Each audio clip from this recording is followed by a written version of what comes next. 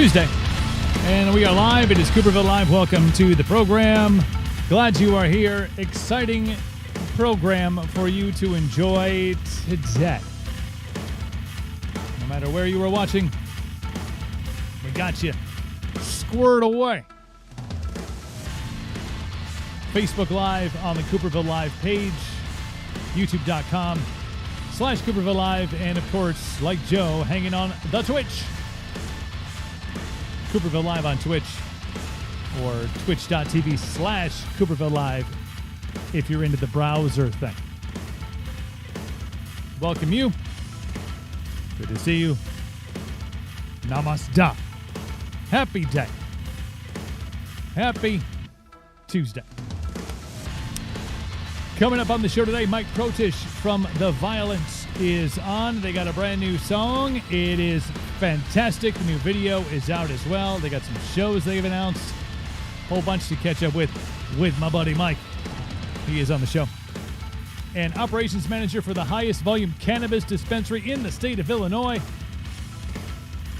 That's impressive. That's impressive. Kyle Bowlin is on the show. Met him in the den. We gonna chat later on the show. This show, as you know, is brought to you by Cooperville Clothing. Check it out for yourself. Joe's still working on that shirt. Yeah, I got the design figured out. We just got to get it ready to roll here. Hook it up at CoopervilleClothing.com. Check out all this stuff. Check out all the pretties. Ooh ah, ooh ah.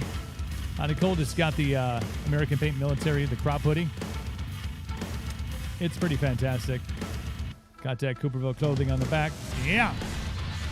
Check it out, CoopervilleClothing.com. Father's Day coming up this Sunday, believe it or not. 20% off your beard oils, your beard balms, and your beard butters with promo code DADSDAY20, 20% off. Check it out at CaptainCoops.com. Better beard, better booty, as we like to say. It's pirates speak. And Midwest Meals, MidwestMeals.com. Meal prep, forget about it. All you got to do is go to MidwestMeals.com, pick from 16 rotating meals. New stuff coming in and out on the weekly. Also, their cravings crushers, little nuggets of goodness for that sweet tooth. Yeah, got to get your hands on some of those. MidwestMeals.com. Order by Friday. They ship nationwide on Monday, so no matter where you're watching from, get your meals on point at MidwestMeals.com. Promo code is Cooper at checkout, and you get 10% off your first order at MidwestMeals.com. Ta-da. There you go. Hope y'all are doing well. Joe, a little cooler for you today, buddy. We only had 80. I was cruising to the big city. And had the top off the Jeep, got the doors off the Jeep, just like, it's not quite as steamy as it was the past couple of days, but, you know, more to come. More to come. Perfect weather. 80 and sunshine. And a little bit of cloud cover. Oh, shout out. That's that rain body fuel right there. That's that cherry limeade. That's the good stuff. From the makers of Monster Energy, rain body fuel. Man, I shouldn't be drinking it this late. Now I'm going to be up late. It's all right. I got to work on that shirt for Joe. We'll get that done. I was working on that today. More stuff coming to Cooperville Clothing. So that'll be exciting. Going to get those things rolled out before the weekend because next week is crazy busy. We got Country Fest coming up, launching into that Wednesday night with the bonus bash, and then Thursday, Friday, Saturday. We will be doing some check-ins, and I think we have decided Twitch exclusive check-ins live from Country Fest when time allows. So it could be throughout the course of the day. We won't have a set time. It'll probably be multiple times a day. So make sure you follow us on Twitch. Again, search Cooperville Live on Twitch and be able to follow. And then every time we go live, if you have your notifications on, it'll say Cooperville Live is live. And we'll be at on the fest grounds, hanging out throughout the duration, and looking forward to that. And by the way, no show on Friday this week. No show Friday. So I know you got to plan your lives accordingly. But no show Friday. I got Junior, so Cooper and Mini Cooper. We're going camping. We're going to do father-son stuff. which will be fun because it's Father's Day. Fest next week, and then man, that's already 4th of July. Believe that? Like, goodbye summer. It's been real. It's been fun. What's up, Greg? Thanks for jumping in, watching on the YouTube. Appreciate that. Wherever you're watching, appreciate you for watching. Very gracious. Very gracious. What else is going on? Yeah, just was going through our calendar, and if you're from the Midwest and you understand the value of the 3 months of summer that you get, because then you're basically balls deep in it as soon as you get into June. And then all of a sudden you're like, oh crap, it's like the middle of June. Then you're like, oh, then we have this weekend, this weekend, this weekend, this weekend. And then you find that one like open weekend sometime in like mid-August. You're like, oh, finally we can. And then that ends up getting booked. And then it snows. So positive vibes. Positive vibes. Thanks, Greg. On the tube. Appreciate it.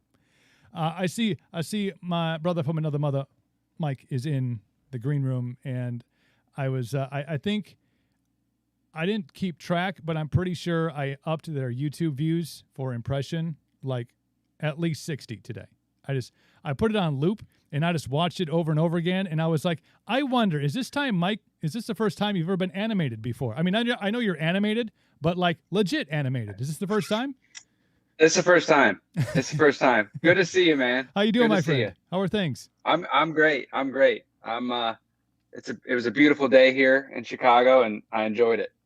Yeah, you've been probably experiencing similar weather like we have, this early real summer-like stuff. But I know you spent some time out in LA, so that was probably balanced it out. It's like it feels the same in LA than it did in Chicago.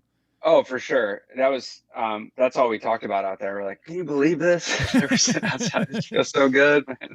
Yeah, perfect. We went down to Florida. We took like my first vacation in like a decade. Went down to the Naples area in Florida, and it was beautiful down there. And had that expectation, as I'm sure as you in your travels in life, the return trip to the Midwest any time of year is a little sketchy. You're like, oh, we're gonna get back, and you're gonna be like, oh wait, but it was like 86 and humid up here, and it was 86 and humid down there. So I felt like my body handled the return trip. Yeah, absolutely. Well. Yeah, you got a little, you got used to it. Oh man, but things are good. I know you guys have been. The new song is out, Impression, and it's fantastic. It is, I don't want to say that it has all the elements that I've grown to expect from you and following you over the years, but then it has this different side. This here you are with a bass guitar, and I'm like, whoa, okay, that registered. Yeah. And then there's this grovel, and then there's this melody, and then but like this song is like, how do you feel about putting this thing together, because it has all the elements, it has all the pieces of the puzzle? Yeah, I think every time I write a song personally, I try to make it, a strong melody, obviously, and make sure the lyrics say something, and then I kind of try to mess with it. It's like, how far can I take this? Like the bridge of Impression changes keys. Yeah. And it's not like I'm going to go intentionally try to change keys here, but my mind took me there. And then I'm like, all right, now I have to figure out how to get back to finish the song. And that's like a fun math problem for me. And I like love that about music.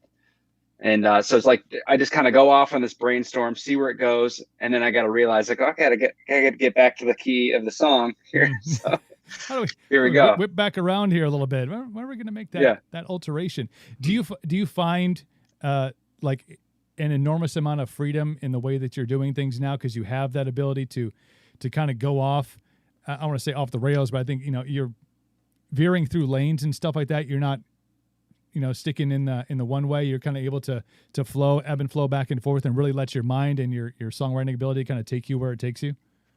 Yeah, absolutely. And I think, one thing that differs a lot from the Violent than with Red Sun Rising is, Red Sun Rising was, it was me and another guy that kind of started it. So it was like, almost like I had to, no matter what idea I came up with, I always had to at least run it by him and be like, and sometimes there was some compromise there, because it's like, well, I don't really like this and blah, blah, blah. But the Violent is, Pat and Dave kind of just allow me to just do what I do, and they just support me in that. And that's a lot more freeing. So I can kind of if I want to try a super whack idea, Mm. we're going to try it, and we're going to make the best of what that idea is. And I think sometimes that in that chaos is where you find like the brilliant stuff that you didn't think you even were possible. If you stay safe all the time and you're like making compromises, it stays there. But now it's like, let's try it. Like everyone's so down, and like that's what I love about the way the Violent is running right now. And I think just musically, it is so refreshing to hear that kind of enthusiasm for not conforming and staying in a certain box or staying in a certain, I won't even say genre necessarily, but to have that creative freedom and then have a support system behind that creative freedom. I mean, that is when I think, and I've always held you in such high regard as a songwriter and a lyricist. Thank you. But this, this direction with the ability for you to truly, like, without limitation, and then have to do and I imagine for you, it's like looking into the Matrix. You're just like, how do I get back to where I once started from? Something wicked this way comes. But I imagine that it's so refreshing to have that, like, here's the creativity. And it's free, it's open to interpretation, because I think what it does is it aligns so much closer with the fans, because, and I've had this conversation multitude of times, I'm sure I've had it with you, like, fans aren't always on this straight, parallel line, ebbs and flows and changes, and how do I get circle back around here? I think that it's so much more, because of your creativity, it's so much more linking to the fan base, because they're like, okay, I flow with this. I can let it take me where it takes me on this roller coaster ride. So that's, so cool. I love it, man. Yeah. And like, I think I think last time we even talked about just people, when now that CDs aren't really a thing as much anymore, and people are listening to things digitally, like even you, when you're posting your workout videos and stuff, you got like some hip hop going, you got some rock going and some country going. It's like, that's how I think most people listen to music now. Yeah. So to just deliver them one plane of audio, it's just like you're doing yourself a disservice. Like take your listeners on a journey within a song. And that's what I always try to do. No, absolutely. And thank you, by the way, for checking out my workouts. It's I put them up there so that I'm like, you did that today. Because then if I don't put one up, I'm like, my accountability. It's like my accountability mirror is happens to be on social media. But it's the same concept, is like exploration and discovery of new music and different vibes and different tones and different lyrics, and it's all emotion based. I mean, a lot of the stuff that I find myself in, and I'm sure you do too, is all emotion based.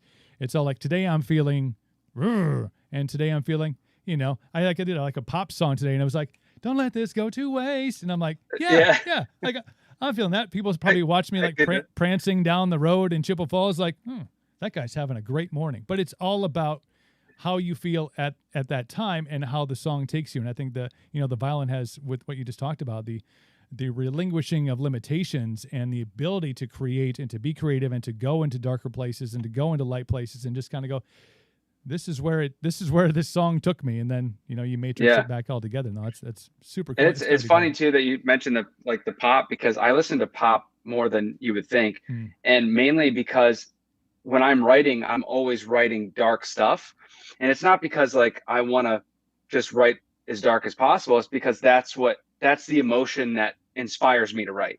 Like when I'm really happy, I'm not like, I'm going to write a song. Like when I'm feeling something dark, or I'm feeling low, that's what actually drives me to write and make art. So like when I'm just trying to enjoy music, a lot of times I'll put on pop, and just like, I love just like a catchy melody. Yeah. I get the same way if it's like, especially seasons, we kind of open talking about weather and stuff like that. But like summertime has this, I lean into country a little more. And yeah, me too. More because like it's a windows down kind of thing. It's like, find a back road, and there's plenty here in Wisconsin. So you find a back road, and it's just like, I may not emotionally connect with the song. And I find that a lot with pop music too. Like there's not necessarily this super emotional connection with the song where it's like, ooh, that got me here, Right. But it's like, you're light, you're kind of airy, and you're just good vibe, good beat. It's got a beat and you can dance to it. Like that stuff fills people's voice. But there's also that darker end of things, where you come in and you feel those emotions. That's when you go, okay, I find this and I attach to it, and it pulls me, even though it does go down into a dark place, it has the reverse effect because it pulls you out of a dark place, which is where your genius comes in. Definitely. Yes. Very cool, man. But it's been a busy time for you guys. I know with being out in LA and the song, obviously, but I want to talk about the video specifically because it was, again, I you animated, and is animation is that the right terminology? Because it's funky, like glow sticks. They so basically what they did is they shot the video like they would shoot any other video. So they had multiple camera angles. We played the song like 12 times through and shot it at different angles, multiple cameras. So then what happened after that was we gave footage, we edited it. Well, we didn't, but the company did, Mungo Group. They edited it, sent it to these animators, and they basically went frame by frame and started drawing us in. And then we basically they had to just mock our movements. They had to watch it and mirror it back. And like once they put the joints in of what would be moved are what we were actually doing, which makes it cool. It's not just like they drew us and put us in there. Like they mimicked how we were standing, how we were moving. And I've never experienced anything like that. And that was really cool. And I know you've had some great videos over the course of your career. How involved do you get? Do you kind of throw ideas out there, or do you bring in others who are that's their wheelhouse, and you're like, kind of take this and run with it? Like, how much input do you like to give when it comes to putting videos together? I'm actually really involved in the videos because a lot of times the first question that the director will ask is, "What's the song about? Can I have the lyrics? Can you explain this?" So I'm usually involved in day one, and they usually ask, like, with these lyrics, do you have a visual, or can you paint me a picture of what this looks like in your head? And that's kind of where that starts. And it does start as a brainstorm. This one in particular, I had a vision of doing some sort of animation, and I wanted it to be some sort of like a world simulation or even a retro video game. That's all I knew. And I kind of just explained the content of the lyrics, and I went back and forth with the director and showed the band, and we just kind of, harnessed what the vision was. And so that's usually how that evolved from the first conversation all the way to the last one. No, well, it turned out, I mean, it's a fantastic video. If anybody who's watching now hasn't seen it, I know it's on YouTube. It's also on the Violent Facebook page. The link is on there for it, but very well done and fitting for the song too. I kind of get that retro video game vibe hit me when you said it, and then there's like this kind of dark Sin City, almost the darkness to it, but then you also have this the animated. It's a super cool video, and then the weaving in and out of there they are, there they go, they're back to being cartoons again. But congratulations on that. I did see that you guys got announced for Louder Than Life coming up in September, so looking forward to like playing live shows again. Is that Dude, we went like when we were out for California, we were doing some rehearsals for some other stuff, but that was the first time we got in a room together since we recorded this and played the songs, and even just that felt so good. And it gave us the itch immediately to like, man, I can't wait to play the show. And Louder Than Life we got added late. We were really aiming for doing festivals in 2022 this spring, because it's like it's a little late now. I don't know if we can squeeze into any. So thankfully Danny Wimmer and his camp made some room for us. They've always been big supporters of Red Sun Rising, and they're really pumped about the Violent, which is huge. So that's like, we'll get you in here and like plant the seed. And we were stoked about it. So we're probably going to try to do like a little handful of dates around that and kind of use that as the anchor, but still keep it tight. I think the big goal for touring is 2022, but I'm stoked to get, dip a toe in the water before the end of the year. Do you remember the last time? Remember the last time you had your toes in the water on a stage, sweating in a Hawaiian shirt or anything? Yeah, actually, the last one I did right after like Red Sun Rising's last tour. I did like a string of, which I think the last show Red Sun Rising did was an outdoor amphitheater. It was like all sold out. It was us and Highly Suspect. And that was a fun show. Like, I love hanging with those guys. Like, we've crossed paths so many times over the years, and that was a great way to like kind of end that. Yeah.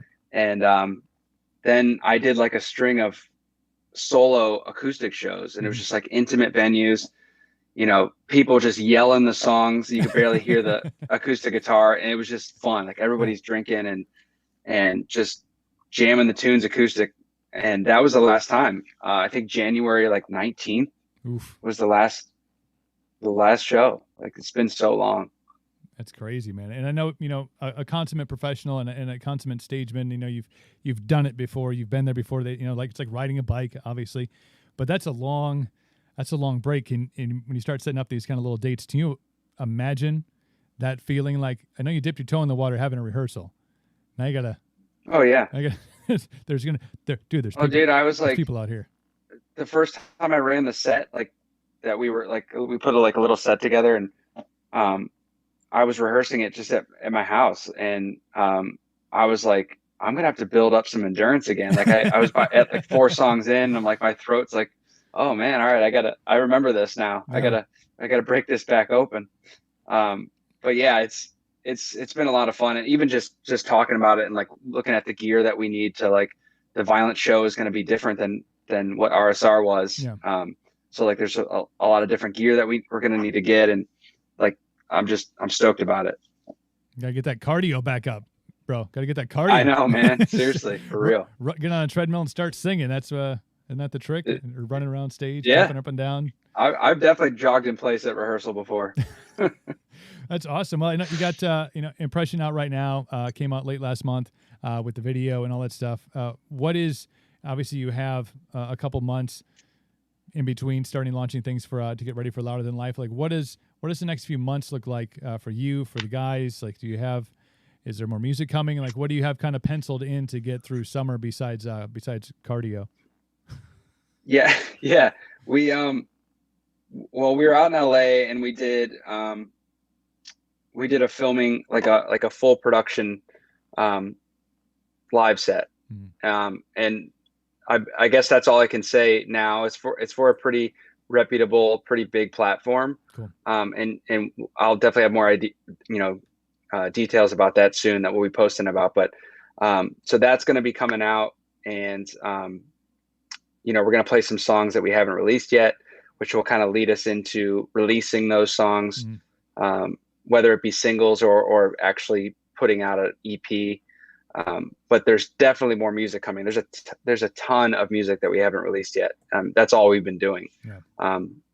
And I always tell people, I was like, just because we've only released 3 songs, don't let that be an indication of what we have done. We're just being conservative because we didn't know what touring would look like. So it's like, we don't want to just blast out all these songs and then not tour. So and then we're just being conservative. Have to go try and play them like next year. You're like, wait, when did we write this? Oh, this was 2020. Yeah, exactly. Yeah, I don't remember. I already forget these songs. Right? Yeah, what are we doing here? So outside, it's a lot of music coming. That's awesome, and I figured as much, just knowing how much that writing process is a part of who you are as a human being, and then obviously with the support that you have around you. I knew a lot of that, the downtime, if you will, was not necessarily spent not doing things. It was spent putting music out there. But outside of music and stuff, like what have you been up to? Like, is it been solely focused? Have you had a chance to do anything of excitement? I know it's been kind of a weird 6 months, I think, since the last time we spoke. But like, what have you been up to outside of the music stuff? Yeah, I mean, music's been a big part of it. Yeah. Obviously with launching this and we started a label. I think we talked about this last time. Yep. I started a label to basically release the Violent, and so just learning that side took up a lot of time. But for the most part, just like the winter was super brutal here in Chicago. So like we went to, me and my family went to Florida for a while, and we have family down there. So we just broke it up and just stayed focused, and I just worked my ass off. Yeah. Like I spent every moment trying to accomplish something.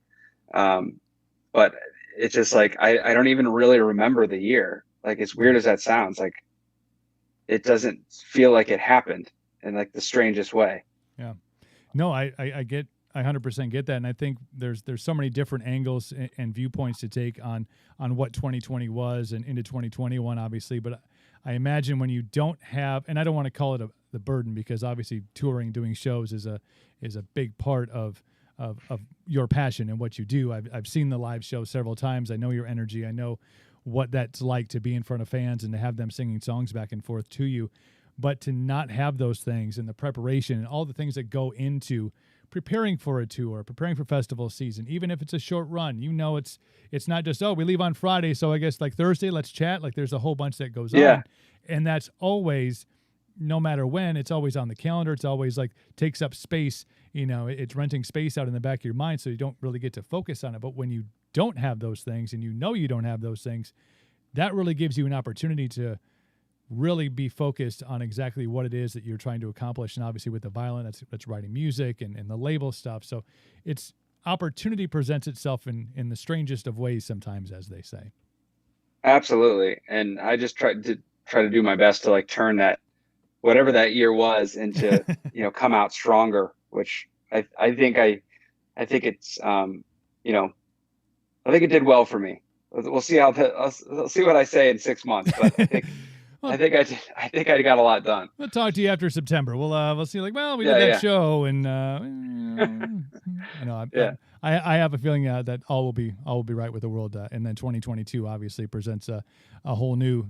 Then it's all of those things. Then it's all of those things are on the mind at all times. And I know that's again. But I know you're looking forward to getting back out and getting more than a foot in the water. But congratulations, man. I'm super stoked for this freedom that you have with the Violent and the ability to do you and to really, expose the world to the creativity that you have because you don't have those strings attached to it. It can just be who it is, and to have the support system already with the guys is cool too. So thank you. And Impression is a killer track. I mean, I love the vibe. I love the feel. I love the energy. I love the whip around. I love how you figured that out. You're like Neo. Yeah. You're just like catch the bullet and drop it. But no, Mike. Yeah, exactly. It's always a pleasure, man. Always a pleasure to hear your voice and to catch up. And again, congratulations on the success of the song, and looking forward to shows. If you're ever up in this neck of the woods, I got a place. We'll, maybe we'll get up there. You guys want to? No doubt. We can maybe get you back to Cadott. There we go. And yeah, dude, I would love to get back out to Cadott. Yeah, we'll be there. Cadott's wild. Like Rockfest is wild in general. Now you've removed these people from their element for a year. Oh yeah, they're gonna be like rabid animals. Like stand back, non-believers, which I love. That's what we need. We need Hawaiian shirts and rabid fans. That's where the real energy is. We gotta get to Cadott. Those people are gonna be nuts. I know, man. Well, I look forward to seeing you again, hopefully on the stage sometime soon, and new music coming out. And we'll keep an eye out for those details about the super secret project that was filming in. For sure. That's right. For sure. Take care of yourself, my man. Thank you as always. It's Thanks, pleasure. Coop. All right, man. Later, man. Later. There you go. The Violent Impressions. If you have not let it have an impression on you yet, please make sure you go and do so. Please make sure you go and do so. We'll take a short break. Going to come back and chat some headlines and chat some other things. Give you a briefing if you missed what we got going on for next week. We'll re-inform you of those things. While we're on break, perhaps go and check out Impression by The Violent, available on YouTube. Back in a few. Hold on.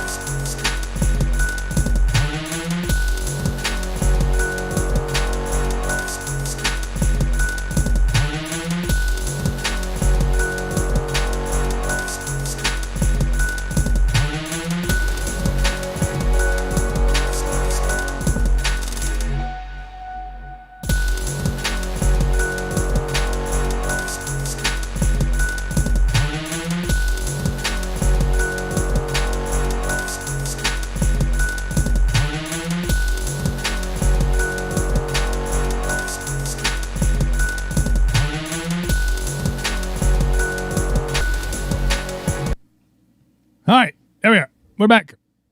Hello. We went over to camera too, so feel too bad. You can see I got my Lego Batman is hanging out in the corner. Interesting view. Interesting view. Big thanks out to Mike Pro. If you haven't, it's a killer track. I like remembering listening to it several dozen times today. Like, I hear what he's talking about when he was like, I had to find a way to whip it back around so we could finish the song. So if you're tuned in enough, you'll be like, oh, that's what the magician did. Good stuff, man. Good stuff. I like it. But check it out. And Louder Than Life, they're there this September, I believe September 24th. Didn't write it down, but I think it's September, Louder Than Life. They are there and hopefully lining up some gigs before that. Maybe we set them up with some up here. That'd be pretty badass. Get them ready to go. Good stuff. For those of you who are just joining us, that weren't here for the open, welcome. Hope you enjoyed our conversation with Mike. Next week and the show, we're going to be live from Country Fest in Cadott, Wisconsin. That is, it starts on Wednesday night. I believe it all kind of depends. Kind of depends on the wind, if you will. If we head out before the show would go on Wednesday to get out there or not. But even if we don't, we'll do the show Wednesday for sure live at 5 o'clock. If we're here, if we're out at Fest, we'll do it out there. Otherwise, sporadically throughout the course of the day, we'll be giving you some insights, maybe some behind-the-scenes stuff. I know my friend Jessley is going to be there, and Steve Virginia, they want to jump on and do a thing. And then October Rose, we're going to try to chat with them. Jesse Allen is out there as well. We're going to try to chat with him, and we'll just kind of play it by ear. Like, hey, you want to do a thing for 5 minutes, and we'll just jump on. And it'll be on phone, so you won't have all these fancy-dancy, like, ooh, and we're switching to camera 3. It won't have that. But we'll still try to bring you some content and some good stuff. And as always, appreciate anytime you can share the show, share it on your social medias. There it is. Appreciate it. Helps us grow organically as we get things rolling here. So that's coming up next week. No show on Friday as we're heading up camping. We're going to do some camping. And I was thinking about doing like a live thing from the campgrounds, but I have a feeling that the Wi-Fi and the reception out there won't be as, which is good. You need to do that once in a while. You got to unplug from all the BS every once in a while so you can enjoy nature. And that's what we plan to do. So no show on Friday, plan for that. I'll be back on Monday and Tuesday. And then obviously Wednesday we start things hopefully live from Country Fest. Countryfest.com, by the way, for your tickets. And I am your El Master of Ceremonies, which will be fun. Looking forward to that. A couple of headlines before Kyle Bowlin joins us. Kyle, by the way, operations manager for the highest volume cannabis dispensary in the state of Illinois, medical and recreational facility.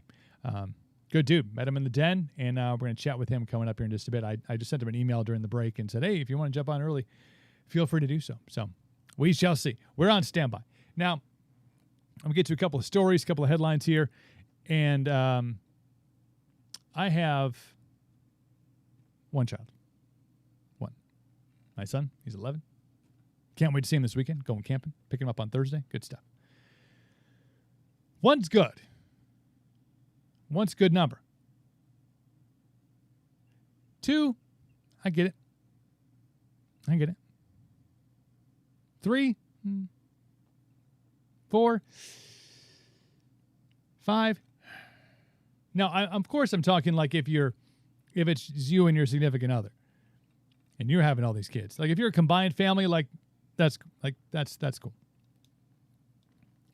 I won't bark about the numbers. But from the BBC News, a South African woman has reportedly given birth to 10 babies. 10.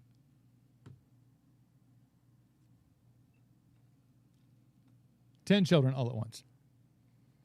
7 boys and 3 girls. Emotional. Can't talk much. That's what her husband said. One South African official confirmed the births to BBC. However, another said they were yet to see the babies. 5 natural birth, 5 via cesarean section. Guinness World Records told the BBC it was investigating the case. 10 children. 10. 10 babies all at once. I'm flashing back and having memories of the process of one. Diapers, the not sleeping at night, all of the things. You know, constant worry.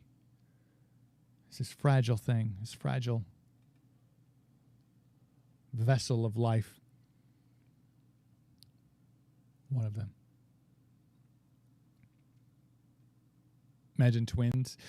2 vessels of life. Diapers, not sleeping at night. You probably got one that's really good and one that sucks. 10. All at once. 10 children. All at once. I just can't seem to wrap my mind around that process. They say it takes a village. It takes a village to raise a child. To raise one child, it takes an entire village. What the hell does it take to raise 10? You're probably going to need something larger than a village. Perhaps a village, a city, a major metropolitan area, 10 children, all at once, all going through the same things at the same time. It's got to be rough. It's got to be rough because by default, by nature, you're going to end up having a favorite. The favorite's going to be the one that needs the least amount of attention. It's the one that sleeps through the night, becomes self-sufficient the fastest. You're like, that's my favorite. They're all going to be going through changes on or about the same window of time. 7 boys and 3 girls.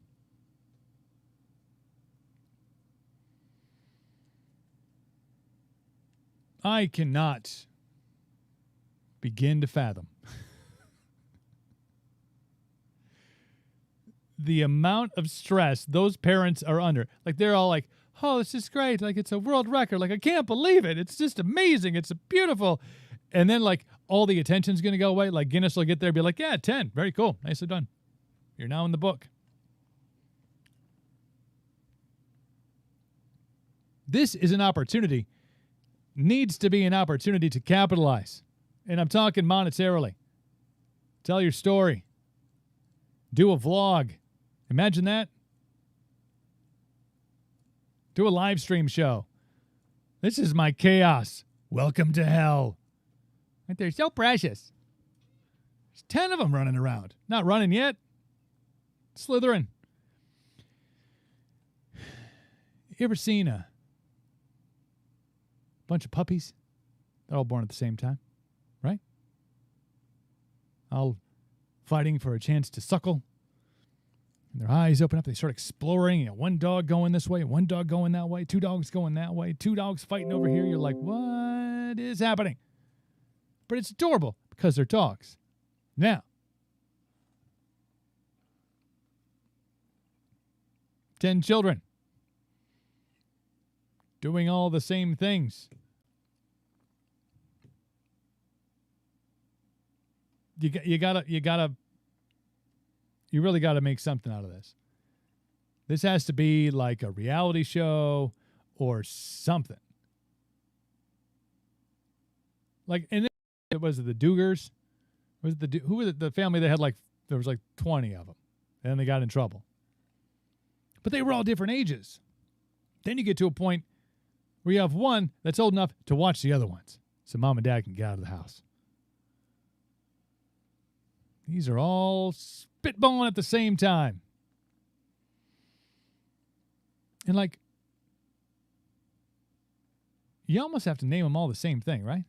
Like, maybe name the boys and the girls. Like the boys are all Chad. The girls are all Lisa. You know. Like, Chad 3. Reporting for duty, Mom. You got to do something, man. Because you're never going to remember. Like, you, and you. What's my name? Oh, no. Chad. Lisa. Complications, I'm telling you, is just...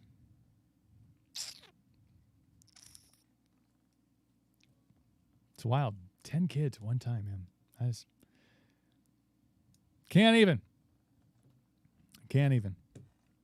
All right. Vaccine passports. Let's talk about them. Dun, dun, dun. Do we have some sort of like, dun, dun, dun. Do we have anything like that? Nothing? No.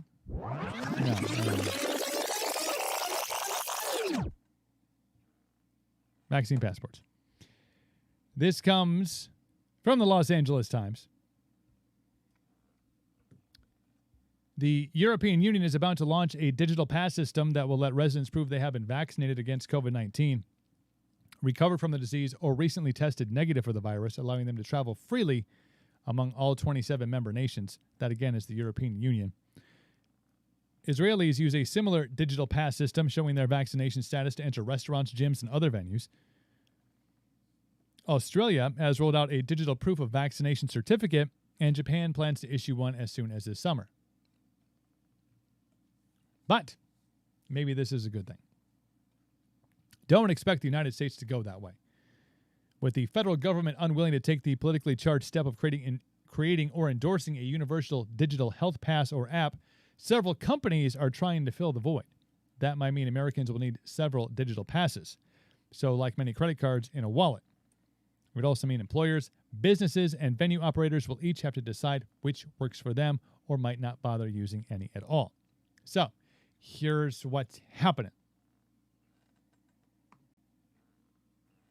So, you have the federal government saying that they will not endorse and or create a vaccine passport, which is good. But now, I'm guessing for the betterment of society and or really big profits, you have individual companies that are trying to create platforms of their own. Now, it's one thing, and I don't agree with it, it's one thing to give the federal government information about yourself. It's one thing. It is another thing to give an independent company information about your health. Don't you think? First off, it's illegal. It's illegal for them to demand it, I guess. You can voluntarily do stupid shit all the time. But here is where the rubber meets the road. The crank meets the shaft. No, that's not it. Foreseeably in the future, with the way this story reads and with the way you have companies looking to build an adaptation of some sort of vaccine passport. And you will have businesses. My guess, larger scale businesses. Your Walmarts, Target, Costco. The bigger ones.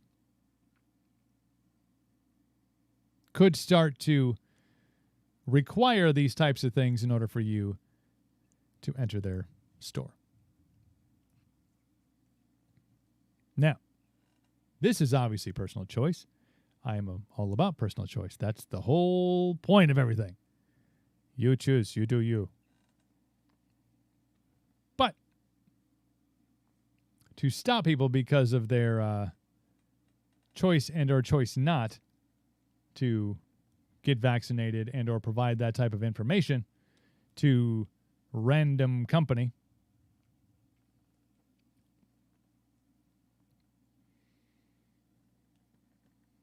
now you are telling people they cannot do certain things because they are unwilling to share their personal information, which creates an interesting predicament. Don't you think? I would shop elsewhere too, Joe. I would shop elsewhere too, even if it means paying more there's always another option. There's the ability to have your stuff delivered, which may or may not save you money in the long run. If you're like, I'll just sit down and I'll look through eat first and then look through your grocery list, and then I'll order all the stuff and fucking have Amazon send it to you or whatever. But because, sometimes you go into the store and you're kind of hungry and you end up buying like a bunch of shit that you probably wouldn't have bought if you were not. And maybe there's some cred to online shopping.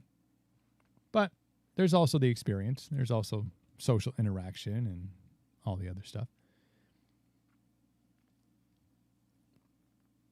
But it is a little bit unnerving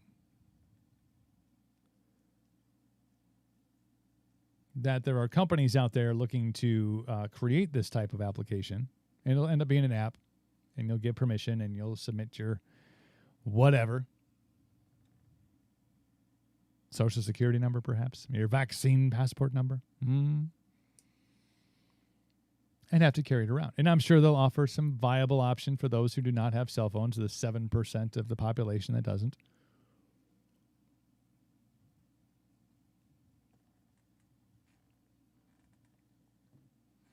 Some interesting quotes inside of this article. The concept of vaccine proof is not new. Many countries require that travelers carry yellow cards verifying inoculation against yellow fever and other diseases.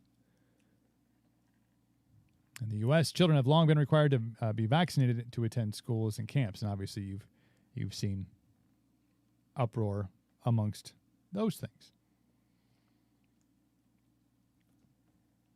New York is still the only state in the nation offering government-issued digital proof of COVID-19 vaccinations or a negative coronavirus test, known as the Excelsior Plan, designed by IBM. I've told you this story if you've watched the show. Joe, I know you've probably heard this one before. There is a giant sign as you enter Florida, coming from Georgia into Florida, and I believe it's I-75. I think it's I-75. There's a giant sign as you come in to the state of Florida, and has a picture of Andrew Cuomo on it. And it said, voted Florida's Retailer of the Year, or Realtor of the Year. Because he keeps on sending people down. People are like, I'm getting out of Florida, or I'm getting out of New York, heading to Florida. So they put a tribute to Cuomo up on the interstate in Florida. It's genius. People point and laugh. There's 1,000 people, 1,000 new people moving to Florida every day. Where could they be coming from? Which two states' populations are declining the most rapid? New York, California. I'm not saying there's a correlation, but there's probably a correlation there. Just be thankful. Unless you're watching and you live in New York, then we'll see you in Florida. We'll see you down in Florida. Good stuff. Good stuff, man. Wherever you're watching, thank you so much for jumping on board, being part of the show today. Facebook Live, Twitch, and, of course, YouTube. Make sure you follow. Make sure you subscribe. Hit the notification bell so you know when we're going live, who's going to be on the show, all the good stuff. Super excited. As you know, if you watched the program, joined the Lion's Den last week. It was the rare opportunity that presented itself, and dove on in and working the network, meeting people, spreading the good word. And happened to come across a fella, Kyle Bowlin, and was reading his profile. I'm like, this dude looks like he's got lots to say. And I said, you should come on my show, and we can have lots to say together. So we're going to bring Kyle in to the show. How you doing, my friend? Good to meet you. Hey, what's going on, Coop? How are you? Dude, every day is the dream. We're just living it. How about yourself?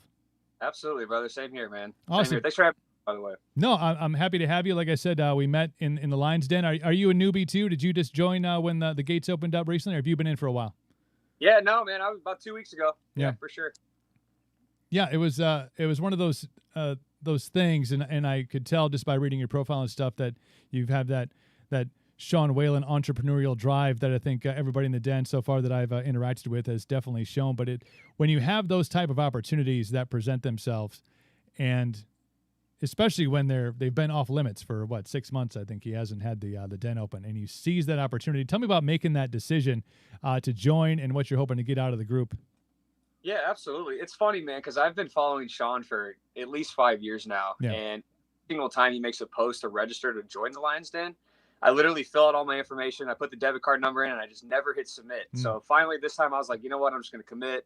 Financially, I'm a little more stable now, so I didn't want to hurt myself in the long run. But yeah, I'm excited, man. And really, what I want to gain out of it is, connecting with people like yourself, just connecting with people all over the world, and just personally growing and developing, man. I just want to, like he says, just have.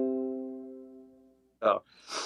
Yeah, it's and 100% agree, and I'm on the same level with that. What you're trying to get out of it, and I think there's so many avenues, and if anybody's watching and you want to join, too bad you can't. Should have taken advantage of it. So we apologize that you can't join our Cool Kids Club, but there is a again that moment, and I had the same one because I've been following Sean for a while. Sean has actually been on the show before, which was super rad and super super intimidating. But I was like, oh my gosh, like he's on the show. But when you follow somebody and then you start to kind of dig below the surface, I follow a ton of people on social media, but Sean has always been a guy who I've, really gravitated towards his message and his enthusiasm for life and entrepreneurship and kind of like how to do things. Because I think self-improvement is, there's so many avenues to it. Core 4 is something that the Den talks about, but there's the reading of books, and you can read Sean's book, and you can read David Goggins' book, and you can read Gary Vaynerchuk's book, and you can read all the books. And there's kind of like this a la carte thing that I notice that I do, where I'll pick things from different motivational speakers or authors or entrepreneurs that are out there. Yep. But there's just something about Sean Whalen when he's talking. You're like, I need to pay attention to whatever this dude says, and that was my same feeling was entering the information when the opportunity presented itself. And there was I think about 10 seconds before you hit enter, like, all right, 100% committed. And obviously you and I met through there. But I want to talk about like all the stuff you got going on. I know you're the operations manager for the highest volume cannabis dispensary in the state of Illinois. So I know you have a lot of Wisconsin residents who come down and visit you on a regular basis, since we're still hesitant up here. Tell me about getting into that industry. And I know it's something that's been booming for the last several years down there. Yeah, so it's funny, man. I was in corporate banking for a while, and I wasn't the suit and tie guy, sit at a desk, talk about loans and consolidating debt and all that stuff. It just really wasn't for me. And a buddy of mine at the time actually had lost his job, and he was doing DoorDash. And there was a little dispensary in Collinsville, Illinois, where I work out of. And prior to recreational, it was a medical facility, and he was just DoorDashing in the area at the time. He was like, I'm just gonna stop in there and check it out and see how you get a job, see what it takes. And I literally walked in, and this was probably about 7-8 months prior to the end of prohibition on January 1 of 2020. So we got in at the right time. And he walked in, talked to the manager, filled his resume out, did all that stuff. And literally like 4 days later, he was doing an interview, and he called me, and he was just like, hey man, like I literally just walked in here, talked to the manager. They're hiring a bunch of people because recreational is about to happen. And he's like, I think you should go down there and do that. And I was like, perfect. So I did that. Literally, like that next Monday, I think I went in there on a Thursday. That next Monday, I had an interview, and it just rest of history, man. And I'm glad we went at the time we did, because it was still medical, not as crazy, not as much high volume. So you had a lot of time to learn. You got to learn about the strains, like terpene contents, like indica, sativas, hybrids, all the entourage effects, all that stuff too. So it was super informative, man. You had to wear like scrubs, and so totally different than what it is now, completely different. And what was it like after, that January 1st date? I know that I remember reading the stories and seeing the pictures, of lines out of stores and stuff. And again, a lot of, I spent time in southern Wisconsin when I first started in radio back in the late 90s or the late 90s, early 2000s, and knew a bunch of people down there in the Madison area that made the trip, to be to get in line stuff. What's it been like for the last year plus? It's been kind of not want to say a free for all, but it's open to the public. Yeah, absolutely, man. So at the very beginning of it, it was, absolute chaos. There's just a riot of people from the time you open to the time you close, and it's just go, go, go all day, every day. And that time we're seeing, still to this day, we see 1,100 to 1,800 people on a daily basis. It is just, it's insane. It's an old, like, State Farm building, so it's not like this huge immaculate building. It's it's insane the amount of throughput that we do in and out of there. It's a lot more structured now. COVID was kind of like a blessing for us, as bad as that may sound, but it wasn't like a free for all, because then once COVID hit, you had to be 6 feet apart. We could only take so many people in the building at a time. You had to place online orders for time slots, and you had to fill those time slots and be there on that time and stuff. So it was a lot more structured. We learned a lot from that. So now everything's lifted here in the state of Illinois. I'm not sure how it is in Wisconsin. I'm sure it's probably similar. We are still we still have no medical, and we still have no recreational. So I know there's been restrictions and stuff like masks and everything. Oh yeah, as far as that stuff goes, yeah, we're I know they kind of went and did away with the mask mandate. The state representatives overturned the governor and stuff. So it's basically open. It's now county by county as far as regulations and stuff. But even after that, as soon as like a county next to a county that had maybe some stricter regulations, kind of took the turn and said we're open for business, because a lot of the smaller businesses, we're in Wisconsin, bars and restaurants, they line every street corner, and they're a lot of old mom and pops places that have been around for 50, 60 years. They were really struggling. So the counties that opened up saw a massive flood of people, and the counties that stayed closed didn't. They saw a mass exodus of people, like I kind of talked about before you jumped on, with people bolting from New York and Florida. So most of the places have said we just need to be open because we need to save some of our businesses. But as far as the medical recreational marijuana stuff in Wisconsin, it's just not a, it's been brought up and then it gets shot down, and then we just kind of make the travels down to Illinois and feed your economy down there. Yeah, absolutely. I'll say we actually do get a lot of Wisconsin people. I see a lot of them coming in and out of there. Usually on the weekends, you'll see them on the weekends and stuff. A lot of towners on the weekends. But that's kind of what I was going to with like the COVID restrictions, because now it's kind of back to a free for all. But like we have some and new structures in place that it's not like it was last year, just a riot of people, craziness, people running around with their chicken like a chicken with their head cut off and stuff. But yeah, it's an interesting game, man. It's super cool. So our facility is actually medical and recreational. It's like one of the only 3 in the state of the Illinois. So that's pretty cool too. I love the medical side of it, but I'm a businessman and I love growth. I love seeing people advancing myself, more opportunities, more money. So I do love the recreational side of it as well too, because it's very fun. Very passionate about it. And it's a very lucrative industry, from what I've heard as well. There's money in it, and but I want to talk more kind of about you as an individual, and kind of obviously joining the Lions Den. You talked about that being one of those things that really making that commitment. I know it's for me it was that same thing. It was like, okay, it's time to get down to brass tacks. We have the show. I have a beard oil company. I have an apparel company. I do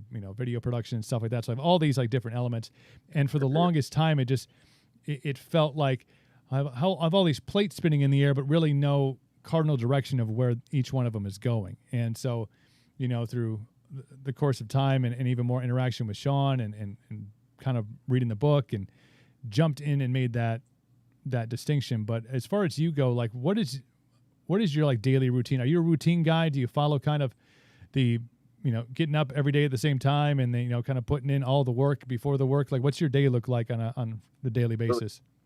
I think routines are huge, especially when you're trying to grow and develop personally. I think if you just get up and go with the motions every day, you're just going to do that for the rest of your life. So I like structure. Every day, man, I get up, I run 5 miles. I'm usually up by 5:30, 5 a.m. No later than 6. But I've usually got 5 miles in on the road by 6:30, 7 in the morning. If for some reason I have to open the dispensary, which we open at 7 a.m., I'll do it after work and stuff. But I love to run, man. I'm a big golfer. I train Brazilian Jiu-Jitsu on a religious basis, and it's kind of my life, man. It's my passion. I mean, obviously I read books and stuff like that too, but I'm big on structure, man. I can tell you are too, just from your Instagram and stuff. I see you getting up running every day and committing to Friday at 6 and stuff. So I love that, man. So I think there's and I was not this way my whole life. It took me until probably 4 or 5 years ago, I think that I really started to implement and understand, because I want to say that I thought it was a bunch of hubbubaloo. I thought it was a bunch of BS and, affirmations and, putting Post-it notes on your mirror. And I was like, I'll figure out success. It'll just land on the house and we'll be like, oh my gosh, look, we're successful now. We've accomplished all of our goals, and it really took, I think the first book that I remember reading, I started getting Gary Vee a little bit, and, listening to his podcast and stuff on a daily basis. Then I read David Goggins' book, Can't Hurt Me. And that was like, kind of like, all right, there's something to this, personal development thing. And then obviously implementing a routine and understanding if you don't have the routine, what that looks like. And if you take, I want to say take a day off, because I think there's some value in having time to yourself. I think that's that, that's that purpose part of Core 4. But without that structure, without that routine, and for me posting running videos every day, because I feel if I don't, like I feel like I'm not accountable to myself. I'm the same way. Huge accountability thing. Like, dude, you didn't do that this morning. So routine I think sets you up, and I'm sure you would agree with this statement. It really sets you up for success for the rest of the day. Absolutely. It's the philosophy of like, make your bed. Like every day you get up and you make your bed. For us, obviously get up and run and get all those things out of the way, so that you feel by the time, we hit 6:30 and we're probably in about the same wheelhouse of 6:30, 7 o'clock, like, all right, like we've already accomplished something. There's already something checked off of the list of things to do today. I think that sets you up for greater things as the day progresses. Absolutely, man. You just feel good too. Like, kind of like you said too, like my journey started about 4 or 5 years ago. I'd get up, I'd see Jocko Wilnick at 4:30 posting watch on the Instagram. I'm like, God, dude, I feel like a lazy bum right now. And I see Cameron Haynes like running, David Goggins, and that's kind of what inspired me, man. And like Joe Rogan and those guys are, really got me into martial arts and jiu-jitsu and stuff like that. And I really believe strongly in doing the things that you like. For example, like people like Sean and Joe Rogan and Jocko, like doing the things that they do every day. Like, that's what I want to do. I want to be around people like that. Like, I want to surround myself with people like that. So I'm going to start doing things like that. And I post on my Instagram every morning too, with myself running or my 5 mile time or whatever. And it motivates other people too, man. So that's super inspiring for me. So like, I'll get messages all the time. Like, dude, I literally got up and ran today. Thanks, Kyle. Like, I really appreciate that. So like, when I see you do it too, like if I'm feeling down and I'm like, fuck, Coops already ran today. So I think that's the power of social media, man. That's how you and I met. Like, there's just so many things that you can do and connect with on your phone. Like, it's crazy. Yeah. So and as you know, Sean's a big advocate for it, using that as part of a business thing. But I like the guys that you mentioned, Jocko and Cam Haynes, and dude, Cam Haynes is a fucking animal. Dude, that run, lift, shoot, man. I'm like, dude, and he's got 10 years on me, and I got 10 years on you. So, we have catching up to do. But I think that there's so many negative things that get spoken about social media all the time. I think, and I do think that if you're, I don't want to say weak of mind, but I think that's kind of it. You can fall into traps, you can fall down rabbit holes, and you can end up in dark places. But if you're following the right people and you're taking from them the things that have gotten them to where they are, whether that's Jocko, whether that's Sean, or whether that's, Joe Rogan, obviously, and the people that he's, led me into, there is so much benefit in that. And it took me a while to get over, like, I don't want to, like it was copying somebody, or I was, taking their thing. But again, that a la carte, pick and choose those little things that you implement into your life. And then you see the change in, mentality, you see the change in, physical appearance, how you feel, how you act. Like, so much benefit if you're following the right people on social media. I agree, man. And I think too, like, for example, like my journey since COVID hit, that's what really got me into running, man. I was like, you know what? You know who Nick Bear is? You ever heard of Nick Bear? It sounds familiar. Yeah. He owns BPN supplements out of Dallas, Texas. Okay. Look him up on Instagram. Yep. You'll just start following him. But him, like Cameron Haynes, all those guys. And then finally, once COVID hit, man, I couldn't train jiu-jitsu. I couldn't go to the gym and work out. I loved to lift weights at the time. Was just kind of the guy that went to the gym, going through the motions, didn't really know what the hell I was doing. Diet wasn't there. And once COVID hit, man, I got into running that March 15th, and I've lost about like 65 pounds since then, a bunch of fat, and just a completely different person. And since then, ever since that day, I always posted my runs or myself running or my feet running on the ground and stuff. And people see that, and then a year later, they see you in person, and they're like, holy shit, dude, you're like a totally different person. I'm like, yeah, it's consistency, man. Like, I feel like people will take you serious if you're consistent and you put out and you do the same shit every day. So, for example, that's why guys like Jocko post his watch at 4:30 every morning. David's running every morning. Like Cameron's doing the same thing on his stories. Like, yeah, sure, you might be copying someone, but I like copying people that do cool stuff. I don't want to copy somebody that sits at a fast food or a bar every weekend and going out, getting drunk and stuff. So, yeah, but that's just my look on it. No, I think 100%. And the value that you can take, and especially when you start to lean into them. You start, leaning into Sean and his message, and obviously joining the den, leaning into guys like Jocko and Cam and David Goggins, and you start to, and I know copying, it's like a strong word, but you start to elevate yourself a little bit, and you start to see the change, and you start to become somebody who other people, and I've had those messages like you talked about, other people are like, hey man, like, thanks for posting that run this morning, like, it made me want to go and get after, made me want to do that. And over the course of time, you start to become the person that inspires others, just like Sean and Jocko and Cam and David Goggins have done for us. You're like, oh, well, yeah, I guess I didn't even realize that this person who was looking to start a workout program or wanted to start a business was like, oh, I see Coop doing it. Fuck, if Coop can do it, then I can do it. I can get off the couch and do things. So I think there's a certain amount of kind of continuing what those guys have started. It's kind of being the conduit between somebody who maybe isn't following a guy like Goggins or a guy like Sean and goes, oh, well, I follow Kyle or I follow Coop and they're doing this stuff. Everybody has their source of inspiration, and it's I think that's a rewarding feeling to be that person that inspires somebody else to get up and do stuff too. It's a great feeling, man. It's super cool. And then you also have people too that like, God, he runs every day. What a loser. Or like naysayers and stuff like that. Those are my favorite. I love those the most because I have a buddy that'll like talk shit when I send him a Snapchat because I send my buddies Snapchats every morning when I run. I'll say some like motivating shit or just nothing at all. Right. And they're like, oh, there's Kyle. He's running again. So I know it pisses them off. So I keep sending it to them every morning. It's my favorite thing to do. So yeah, I have those friends too. And it sometimes then they just stop responding. They're like, oh, I'm like, it doesn't bother me. It doesn't bother me when people talk shit because I'm like, all right, yeah. I guess I'll just keep going. But I want to talk about kind of like where you're going with the den and kind of where I hate 5-year plan, but like your trajectory, like where do you feel like your next big step is? Like what are you aspiring towards being your next big step in growth? Yeah, so I feel like I've got the fitness part down, like the health. I completely went organic. I eat nothing but grass-fed meat, vegetables, nuts, all that stuff. And then now I really want to build that financial scale. I really want to, I hate to say the word FU money and stuff like that, but I really want to build, and I just don't know what my niche is yet. I don't know if it's something like, starting a grass cutting company or starting, painting stripes in a parking lot or, whatever it is, cutting wood. You know what I mean? I'm trying to find that niche now. And I joined the den for that purpose, but I also joined too, just to learn and grow about like business. I want to learn how to like lead people better, be a better manager, be a better person, just overall better boyfriend to my girlfriend and stuff like that. So there's many, I feel like there's going to be many benefits to the den. You and I just haven't dived into it yet. We've had that one call. I'm super excited for tomorrow. And I just want to grow, man. I just want to grow.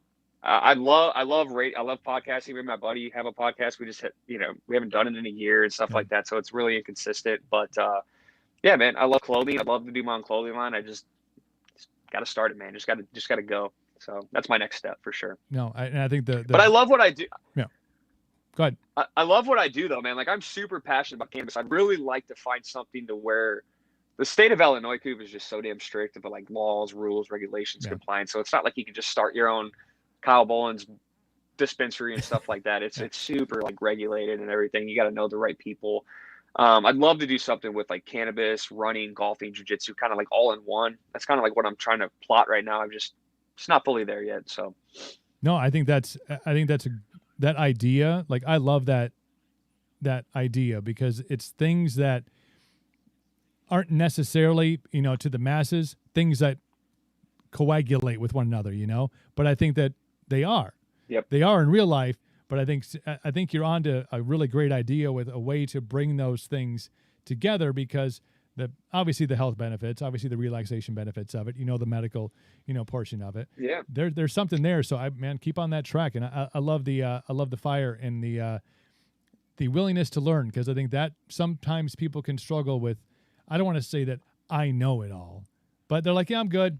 Like I don't need to be better, to run farther or to be healthier or to, like the relationship part to me is outside of the business stuff is this huge like realization of how important relationships are, relationships in your own home, relationships in business. Like it's something that you don't necessarily think of how important those things are to continue to water, to continue to grow. I had my buddy, Dr. Jay LaGuardia, comes on the show every Monday. We talked about relationships yesterday on the show. And that was one of the big things is like, you're like, oh yeah, I know so-and-so. But you're like, well, how does that relationship look? Like, how does it work? Like, how does it function? Like, what are the benefits? What are the negatives of it? Like you taking time to analyze all the relationships that you have in your life and go, this doesn't really serve a purpose to me anymore. This one, I'm not cultivating enough because I see this being something that could, move people forward. So the relationship part of it, I'm super interested to dive in and really get perspective from others, because you'll probably understand, like, sometimes we get stuck between our ears. We think we got it all figured out. Then we're like, oh, look at all these people with all this experience and all this knowledge. And for us, us lucky folks over here, they're willing to share it with us. So I'm super excited to dive in more with that. And I'm so glad you got a chance to come on the show, man. I love your passion, love your fire, love you getting up and getting after it every morning. And I'm sure we'll have you back on as your golf, jiu-jitsu, cannabis genius company takes off. And I'm super excited that you came on, man. I really appreciate it. I appreciate the floor, brother. I really do, man. Thanks for having me on. Dude, anytime. Well, we'll see you on the call tomorrow, man. Yeah, we will. Yeah, thanks, brother. Awesome. Take care. Kyle Bowlin right there on the show, hanging out. Good stuff. Remember the Lion's Den, highest volume cannabis dispensary in the state of Illinois. Impressive stuff. That's the kind of thing that we're looking to branch out on the show. Obviously, we talked to a lot of musicians. We have Dr. J on. We talked to, we had Sean on. We've talked to just people from all walks of life. But it's finding all walks of life that I think is super important to continue to move the ball forward with what we're doing here on the show. So thank you to Kyle for being on the program. Tomorrow we're back on the show at 5 p.m. Central. Not sure if we have any guests. We're working on some stuff. So hopefully tomorrow you'll join us again at 5. We're hitting the links. We're getting out. Thank you, Joe. Thank you, Greg. Appreciate y'all for being a part of the show today. Thank you to Mike Protich as well. The Violin. Go check out Impression, their latest song. It's a banger. Have a great night. Catch ya tomorrow.